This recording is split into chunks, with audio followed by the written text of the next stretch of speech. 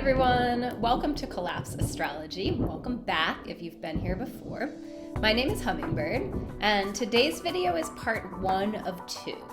I am finally back with an election retrospective, and I'm also going to offer as direct a transmission as I can on what I think is currently happening and where it's taking us. It is really effing heavy, but I'm sure I didn't need to tell any of y'all that. So as usual here, we're not going to sugarcoat things, but I truly hope that this information and perspective catalyzes you into empowered action and not just a freeze response. The usual trigger warning for collapse does apply here, and that just means to not watch if you feel like you're on the edge of a spiral, you're really burned out, you're unstable mentally or emotionally. And when you do watch, just be aware of your body. Maybe do some stretches or movements throughout the videos. If you feel yourself start to cave in or go numb, you can maybe grab a comfort object or a hot or cold drink.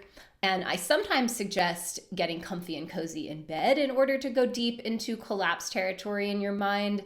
But my guidance says that this is probably a good one to stay upright and a little physically engaged while you watch. This breakdown is going to be divided into 2 or possibly 3 videos. This first one won't actually be nearly as heavy as the second one, so you can take the warning a little more lightly if you like. It's up to you. I was originally going to do this all as one video, but it was getting too long, and it also does feel like it might be better to take this in bite-sized chunks. So first today, there will be a retrospective on the astrology of the election and how it manifested, which unfortunately I was right about. And then in the next video, I'll share my take on the multiple dark forces coalescing at the head of American power, their game plan, and some of the interpersonal dynamics between them that might be their weak spots.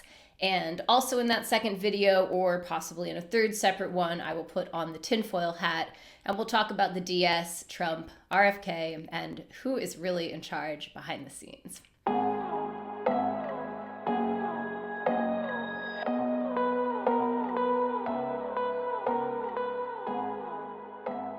So to get into the election retrospective, I was texting with a friend right around the time of the inauguration, and she sent me this message from her partner, who's also my friend, but he's a big astrology skeptic. And so he said, "F off, you processed this years ago when you prophesied it." And the concept of a prophet, of course, is a whole other thing. I guess I kind of think using astrology disqualifies someone from prophet status because it's kind of like cheating. It's kind of like low-hanging fruit, I feel like. But it is about pattern recognition, which is why I identify more with Cassandra for my version of that archetype. But it also just hit me that really is true, that I did process a lot of this years ago. And I'm just a little ahead of a lot of folks in my process of metabolizing the poison. Don't get me wrong, the whole thing is still a gut punch, and I'm definitely feeling stunned and overwhelmed, which, as we'll get into, is an explicit political tactic. That is exactly what they're trying to do to us. But I also feel energized. I feel really aligned and on time in a soul level way. I don't feel a complete shutdown of my nervous system, which I think a lot of people are in right now. And I think that is because I've been metabolizing this for years. So this really is it, guys. This is the US Pluto Return. The US Pluto Return is what my entire project of mundane astrology content was originally centered around when I first started as Activist Astro in 2017. And now, even though the Pluto return was technically a few years ago, right now, more than any other aspect of the astrology, this is actually it. This is the main Plutonian event that we are dropping into right now. It's America's karmic reckoning. It's the fact that our roots are in slavery and genocide, that we've always had this massive poison in our veins. We've never managed to cleanse it. And now it is coming back around. So we'll get into that more in the second video, but first let's look back at the astrology of the election and how it played out. So if you didn't know, I predicted this exact outcome pretty much in the presidential election back in November of 2023. There's a live stream that's still up on my Instagram where I laid it all out, and this is what the description for the live stream said, so you can see kind of a summary of everything I talked about and the theories I presented. And I'll play some clips from it for you here. I was actually so long-winded in the live stream that it's hard to find super concise clips of my predictions. I do much better with a script the way I'm doing now, but if you watch the live stream, it's definitely clear what I was getting at. So here are some clips. Yeah, in this particular case, it does kind of look pretty direct to me just in terms of like who wins the election. I looked at Trump's chart in the 2020 election. I predicted Biden winning substantially in the way that he did in the 2020 election. But that was not nearly as direct overlaps between the charts as this is. And so that Uranus, that big bam revolutionary upheaval energy that is at the top of the election chart, is also at the top of Trump's chart. It's a big deal for Trump to have Uranus crossing the top of his chart to begin with. It's happening in 2024, which means it wasn't even happening in 2016. It's not even happening in, 2020 and 2022. It's just still coming. Trump having this revolutionary energy cross over the top of his chart. It's just kind of wild to think, but the astrology does say that this time frame in 2024 is more crazy for Trump.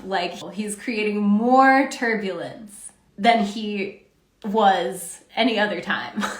So part of my theory is that something weird is going to go down in the, months, weeks, days leading up to the election, with the Democrats trying to, or maybe having to, do a little switcheroo and be like, oh, Kamala's taking over. Sorry. Biden can't form a complete sentence anymore, or so but I don't think it'll be exactly that. I think maybe more along the lines of something getting revealed, something coming out to the public that's undeniable about Biden's incapacitation, and something maybe not really, again, like I say, all this South Node activation. So there's just a lot of dynamics that are not within anybody's control. So I predicted that Biden wouldn't make it, that his brain wouldn't make it to the election, and that the Democrats would do a switcheroo and run Kamala in his place, and then that Trump would win decisively. And super sadly, that is exactly what happened. Here's another clip from my more recent final prediction video on this channel. But these two planets at the top, like I said, they make this look like a winner's chart. Uranus is very interesting because Uranus has been in Taurus since 2018, and it's been creeping toward Trump's midheaven during those years. But for all we've seen of Donald Trump in the public eye, we haven't actually seen Uranus on his midheaven until now. So this is really when the most dramatic changes could happen for him publicly. And just like in the election chart, this looks like some very visible kind of upheaval. You could use the word upset, like the election will be an upset, although I honestly don't know who that would be referring to, because I think it will be an upset no matter what happens. And then with Jupiter on his 10th house stellium, traditionally, obviously, Jupiter is a planet that brings good things. So just immediately seeing Jupiter conjunct the sun in the 10th, that looks like a winner. So the sun in the 10th is Trump being very career-driven his whole life. The North Node and Uranus speak to the larger-than-life impact he's had on the world through his 10th house. And the Gemini speaks to his ability to work a crowd. It speaks to his being a pathological liar. So what does it look like when Jupiter magnifies all that? I don't know. We will see. Basically, just according to traditional interpretation, the election day chart looks good for Trump and bad for Harris. But it was fascinating to see Harris pull forward after Biden dropped out, to see Trump grappling for the edge that he quickly lost, not knowing how to handle her on the debate stage. And for a while, I was following that energy. I was feeling the tide rising, and I was just like, okay, Kamala Harris might do it. But I'm gonna make a final prediction now that Kamala Harris wins the popular vote and Donald Trump wins the Electoral College. The moon and Venus in Sagittarius on Kamala's south node, to me that looks like a lot of popular support, especially from women and just from people who really believe in her. And then there is Saturn transiting her 10th house Chiron, which can be an authoritarian energy. It can be an energy of limitations, of a big, heavy structure overpowering personal will. And her Chiron, I broke down a lot in my natal chart read of her, so check that out to learn more. But if this is what happens, if Kamala does win the popular vote but lose the Electoral College, to me that Saturn transit to her Chiron really looks like her kind of being the sacrifice of the Democratic Party. They needed to get Biden out. The smoothest way to do that was just to anoint Kamala. But if she loses, I mean, that'll probably be it for her career, right? I don't think the Democrats are going to unite behind her. They would probably have a competitive primary in 2028, and they would probably end up choosing another white man. So that's just kind of where I'm landing with all of that. I have 3 videos on the election that go into all kinds of breakdowns and corners of the different astrology associated with the election, not to mention separate chart reads for the candidates. So check those out if you really want to just nerd out on this stuff. But basically what was very obvious in the astrology happened. The astrology looked horrific for Kamala, and just in a very traditional sense, like a win for Trump. And I've got to mention this, and I'm sorry if I throw a little shade, but I do think that this is important to talk about. A lot of astrologers predicted that Kamala would win. Now, I also got caught up in the energy. When she took over for Biden and there was something of a groundswell, I was like, well, maybe I wanted to believe it. Maybe she'll defy this awful looking astrology. Maybe she's just a super Saturnian person and Saturn will help her to win. I tried to believe it a little bit also. But the final prediction I landed on was that Trump would win the Electoral College and Kamala would win the popular vote. And it was even worse than that. And honestly, all of that is laid right out in the astrology. I mean, Kamala has Chiron in the 10th house, and Saturn was exactly conjunct it during the election. This is extremely painful, embarrassing, restrictive, woundy ass astrology. It looks exactly like what it was, which is her being the Democratic Party's sacrifice, their way of getting out of the total mess they got themselves into, deciding to run Biden. It looks like exactly what would happen to the first woman of color to run for president on a major ticket in America. And I say that with zero pity for her. She's completely corrupt, but that doesn't exempt her from having experienced racism and misogyny in her career. And it's just like, that is who would take the fall. Just the same way they had a black woman voting for genocide at the UN and a black woman as Biden's press secretary trying to cover up his neurodegeneration and saying those lines about working tirelessly for a ceasefire. Same fucking thing. I just think that is important to point out. Natal Chiron in the 10th house means a karmic wound in that public-facing, career-oriented area of her life. And as a woman of color, racism and misogyny are inevitably going to be part of that wound. But anyway, just traditionally speaking, this astrology does not look like a win. And Trump's, of course, traditionally speaking, really looks like a win. There's just no denying that. So, I don't follow many other astrologers, and I definitely didn't pay attention to anyone else's predictions. But after the election, I started hearing from folks how so many astrologers had predicted a Kamala win. People said I was one of the few who predicted a Trump win. And then also, some astrologers were like some of the leaders of the blue QAnon thing where they were like, oh, Trump and Elon rigged the voting machines and stole the election, but Kamala knows, and her team of good guys is just biding their time, waiting in the wings for the right moment. Any day now, they're going to sweep in with all their evidence and kick Trump out and put Kamala in as the rightful leader. These were kind of the narratives that were floating around. And if y'all are not online enough to have caught this, that is a good thing. But it was trending mainly, I think, on TikTok and Threads. And just like with the 2020 election, there was all kinds of people saying all kinds of non-verified things and statements with obscure origins going viral. And it wasn't only astrologers. There were plenty of non-spiritual types contributing to the delusion too. But there were a lot of astrologers, and I think also tarot readers and psychics, etc., saying things like, expect the truth to come out once Mercury goes direct, or whatever other astrology they could conjure up to back up what they wanted to believe. Now, did Trump rig the election? Maybe. Maybe he did. If you think Elon was able to personally do it because he's a super smart computer genius, that is not correct. Elon is not actually smart, especially not in that way. He is just a good con man, and computer super genius is the false image that he's created. But I know there are some clips of both Trump and Elon making public comments that sound like they're admitting to cheating, and I don't see it in the election chart. There's nothing in the 12th house. Mercury's not retrograde in that chart. And Musk's chart and the election chart have pretty much nothing in common that I could see. No interesting tight alignments. But I don't know. Maybe they did. But the problem, and the reason I wanted to talk about this, even though it might piss some people off, is not so much that people were saying Trump cheated, because that could match the astrology. He could cheat and win.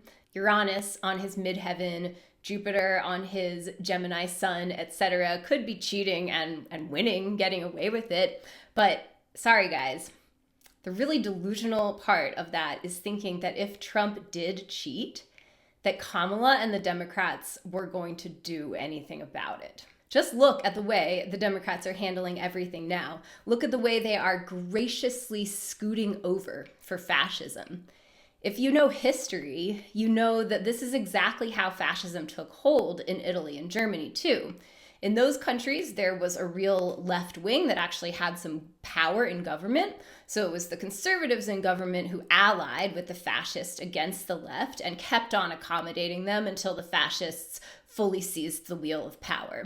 In this country, we don't have an actual left wing with any governmental power at all. So what happened is the conservatives just merged with the fascists, just became them. And now we have the Democrats playing the role of scooting over for them, welcoming them in. Biden literally said, "Welcome home," when he greeted Trump at the White House. So I don't know. I hope that there is a lesson for the astrology industry or community that is starting to land now as we see what's actually happening, about seeing what you want to see and not what is pretty obviously in front of you. If we want to effectively use astrology as a tool to navigate the rough times ahead, we have to get much more honest with ourselves. Okay, so that's the main stuff I wanted to touch on regarding what's happened between the election and now, or let's say between the election and the inauguration. Because now we are in a new era. It was hovering in the ether around us before, but now the real takeover, the real coup is in action. Like I said earlier, my intention is just to give you the most direct transmission as possible so that you can orient in this new reality. So in the next video, we'll cover the multiple dark forces, the different fascist ideologies that are coalescing at the head of American power, and we'll talk about what at least some elements of their game plan are. This should be out soon, hopefully in just a day or two. And before you watch, and maybe also just after watching this video, you might want to grab an amethyst or something else that invites in the highest frequencies. Ask your spirit guides for protection, because these are some dark ass motherfuckers, and we need to see them for what they are, see the black pill that they've swallowed if we want to survive their onslaught. And so between now and then, I'm sending you all love and care, and I wish for you the exact right balance of calmness and activation. And I'm going to keep saying this, even though I'm afraid it makes me sound like a cult leader, and that is exactly what I'm terrified of being. But I truly, deeply believe that we've been in training for this moment in many other lifetimes. There's all kinds of spiritual power that we have access to, that our souls already know how to use, that we just have to keep waking up to, accepting, and remembering. I believe that we have ancestors going back hundreds of thousands of years, advanced ancestors, ancestors that have survived climate apocalypse, ancestors who have information and wisdom for us about the nature of our society's sickness. And there are all kinds of other life-affirming forces supporting us too. So please take care of yourself. Remember, collapse is happening fast but slow. You can ask your guides for help. You can give yourself little pleasures.